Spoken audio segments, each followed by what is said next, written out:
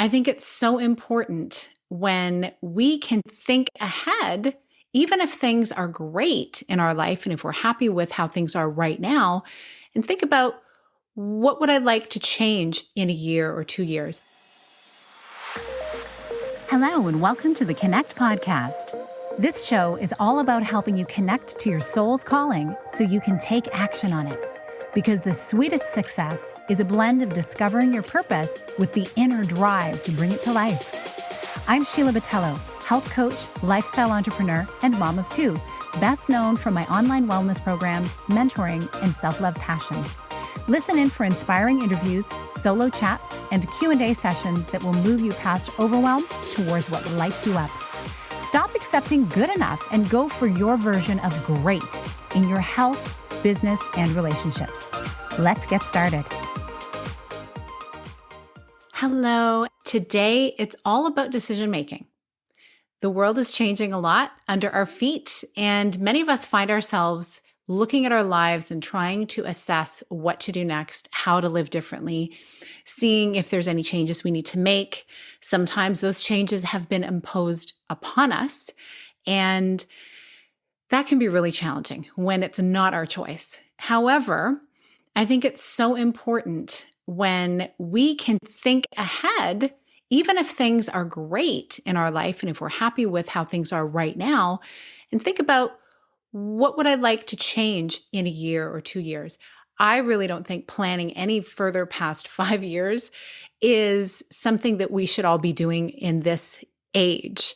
The world changes so quickly. To have a 5-year plan even can be an interesting concept. So I think instead it's really about us aligning with what we see for ourselves a year, 2 years, 3 years ahead of us. And right now that may be a little daunting for you, but I wanted to share 3 stories from my life and the resulting tips and lessons that I learned from each of those that I try to apply to other decision-making times in my life. So today, really what I'm going to share is 3 things that have helped me during times of big life decisions. I'm going to share one time from my 20s, one decision-making time from my 30s, and one from my 40s. Because, why not? It's nice to be able to have retrospect on some of these times because each time we make a big decision in our life, the lessons we learned from that time, we can then build on to kind of the toolbox that we designed for ourselves and build up over time as we're facing future decisions. So the first lesson that I want to share from my 20s was all about taking control of my health. If you've read anything on my website or some of my blogs at sheilabatello.com, you will see that I grew up in the country in rural Ottawa, Canada, and I had a garden in the backyard, lots of fresh air. We lived on a dirt road. I was outside a lot. I spent my time reading, sometimes in the willow tree out back, and I rarely got sick. And I think I rarely even missed school as a result of illness. Mind you, a lot of my peers, it was the same thing. It was the time we were in and perhaps where we lived as well. And as I moved to the Toronto area and I lived on my own, I realized there were so many other amazing, fun takeout fast food options available. And I'd never had an issue with my health or my weight or anything like that, other than I did have skin issues, and that was hormonally charged, which you can hear on another episode where I share about that. But when I realized I could just eat whatever I wanted and really nothing changed for me initially, I felt like it was so great. And I was working really long hours and I was excited to be growing in a young startup company in the personal development field. And then something shifted. Over time, I started to find that I really struggled with getting enough rest and staying healthy during, busy times. And I didn't put 2 and 2 together until a few years into my 20s that what I was putting in my body, the food I was eating, and the time that I spent working so hard, really not giving myself a chance to refresh really impacted me. And I would get extremely sick in the wintertime to the point where I was on antibiotics a lot of the time. And so I had a wake-up call when I realized I can't be missing out on going to work all the time because I need to earn income to live and to support myself. And so I realized I need to do something with my health so I'm not falling ill all the time. And I obviously didn't like how I felt. It seemed totally out of alignment for me to be sick all the time. And so I started to read up on nutrition. I started to look at food and really what is food.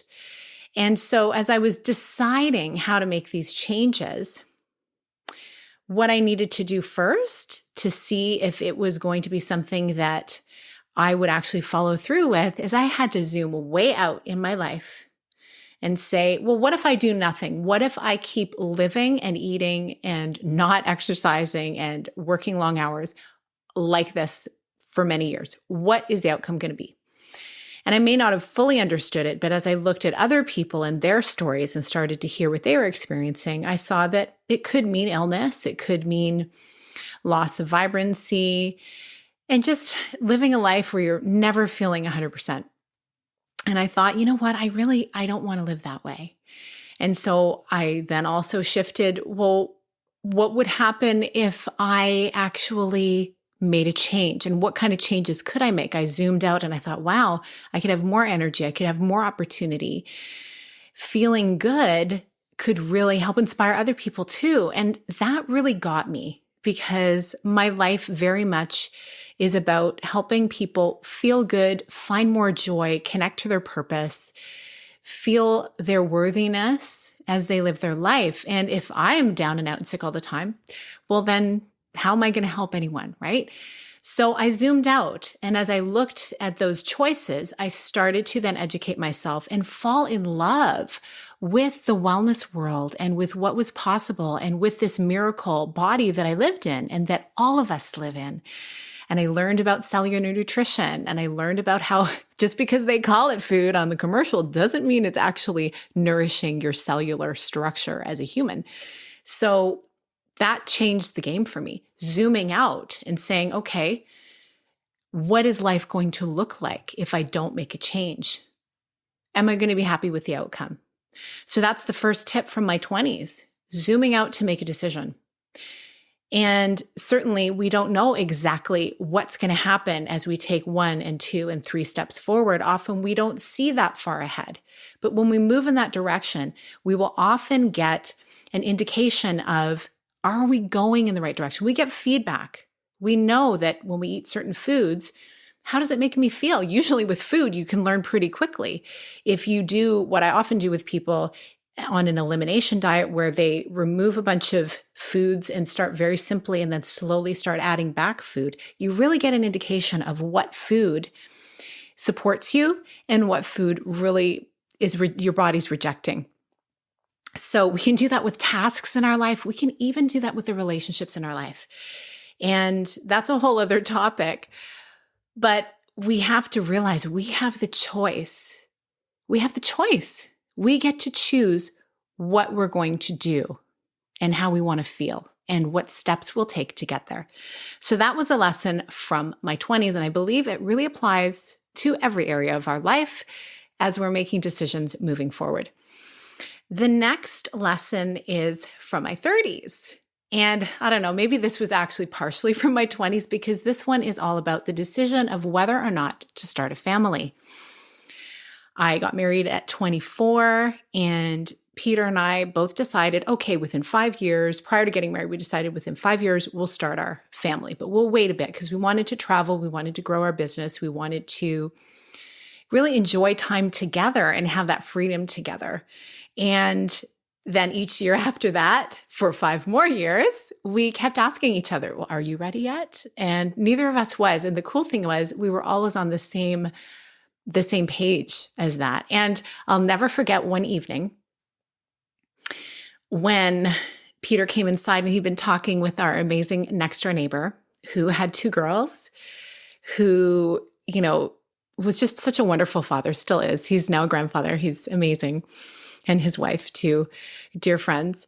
And he said to me, or he said to Peter, and then Peter told me, well, you have something special to give to a family. What if you actually just decided to start a family? And he kind of shared some of the gifts of what fatherhood had brought to him. And that brought it really into perspective. And of course, I loved my upbringing, my younger years. I loved the family life that we had and the love that I had from my parents. And so I knew that I had it in me to give. And finally, we just realized once we'd been married 10 years, yes, this is what we want. And we also knew that if we didn't do it at that point, we probably never would. We also had friends who chose not to start a family. And we thought that might have been us as well. And we supported them in that decision. And the beautiful thing is, again, we all get to decide. But how did we make that decision? Well, ultimately, we started to, just set some boundaries with the time that we were willing to invest in our business and in other people in our life, and see how could we fit in parenting in the way that we wanted. We looked at both of the ways that we were raised, and we pulled the beautiful portions of that experience out and thought, okay, here are the things that we really want to instill in our family life. And then here are the things that we don't want. So we set some boundaries with each other and with what we were willing to accept as raising a family. And then we zoomed out again. That tip continued forward, right? What would life be like without kids? What would life be like with them? And certainly you never know until you're there. But for us, looking back now, we knew what it was like to live not having kids. And now we know what it's like having them. And it's been such a beautiful experience. We have such a beautiful bond with our boys and a unique lifestyle that we get to enjoy together, and lots of wonderful memories and plans for the future. So that was a lesson from my 30s, but it did involve having boundaries of what are we willing to accept for our lifestyle, and how do we want to raise a family going forward. And then there was my 40s. One of the lessons from my 40s came a few years after my sister passed away from cancer, a very sudden diagnosis. She was really the inspiration for me to start blogging, because I realized that so many of us, so many women in particular, but really humans, were disconnected from how we're really feeling, because we're tied into this system and structure of how we're supposed to be living and how hard we're supposed to be working and should we be resting. It's almost, really, it is epidemic. And I think that a lot of people are understanding that now. And so in my 40s, I decided, okay, I think I want to start blogging. But it was a big decision, because I thought, there's a lot of effort that goes into that. I had a young family at the time. And did I want to share? What would I share? I had learned so much in my life about wellness and nutrition for the many years of wellness coaching and in our wellness business. And I wondered, would I be relevant? Here I am starting in this tech world in my 40s. And how am I going to get all this information? And there's all these people younger than me who they're doing amazing things online. How should I do this? And so really what I decided, the main key tip that I decided was, again, I wrote out a list of what would I gain and what would I lose by pursuing an online business and taking a blog online and then developing online wellness programs. And I realized there was so much more to gain than to lose, because I could share some stories. I could share my experiences and hopefully inspire other humans to make choices that were going to support their well-being. And I really specifically felt drawn to helping women and nurturers and ambitious women who want to move forward in their life and want to have the healthy body to support them through it. So what I decided, ultimately the tip from this one, was I chose growth over fear. Because there were a lot of fears. The tech side was like, oh my gosh, this is all so new. Everything was just, people had been online and social media had started up and I hadn't really been that active with it. And I felt like I was kind of being left behind at first. And then I realized there's many people who are willing to teach you.